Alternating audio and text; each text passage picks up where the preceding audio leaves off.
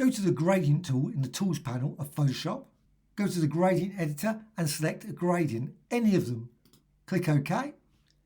Set to linear and apply a very narrow gradient. Just drag and release. And you've got this design, very, very thin. Go to the rectangular marquee tool and then create a selection just over that design. With that selected, go to Edit and down to Define Pattern. We'll store it as a pattern preset for future use, as well as brick fills. Click OK.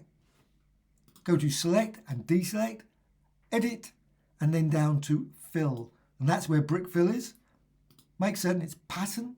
That's a key thing. Go here, select the custom pattern. There it is, the last one there. And then go for script. Make certain that is on. Select brick fill.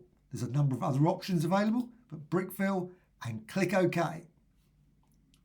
Set pattern scale to 1, spacing 0, and offset between rows at 50. Once you've done that, click OK. And there you have your brick fill in Photoshop.